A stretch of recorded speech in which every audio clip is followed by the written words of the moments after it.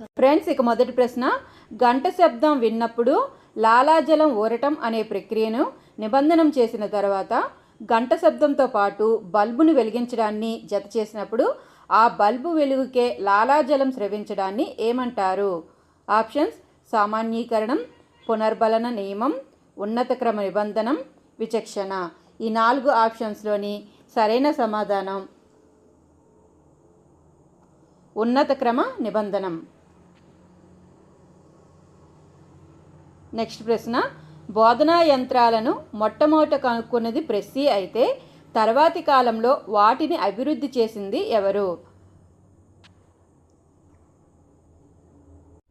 Options: అంతర్దృష్టి అభ్యసనకర్త, కార్యసాధక నిబంధనకర్త, శాస్త్రీయ నిబంధనకర్త, యత్న ప్రయత్న సిద్ధాంతకర్త.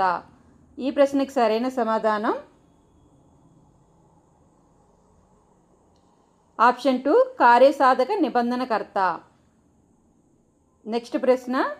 అభ్యసన సూత్రాల్లోని సంసిద్ధత, అభ్యాస ఫలిత నియమాలు ఏ శాస్త్రవేత్తకు సంబంధించినవి? సరైన సమాధానం ఈఎల్ థార్న్డైక్, అమెరికా అభ్యసన సూత్రాలు.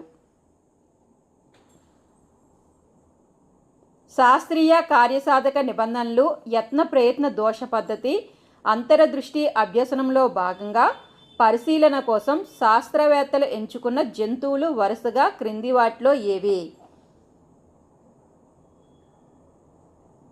క్రింది ఇచ్చిన 4 ఆప్షన్స్లోంచి సరైన సమాధానం ఆప్షన్ 1, కుక్క, ఎలుక, పిల్లి, కోతి.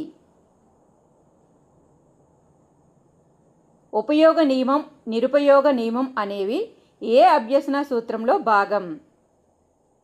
ఆప్షన్స్: ఫలిత నియమం, అభ్యాస నియమం, సంసిద్ధతా నియమం, ప్రేరణ నియమం.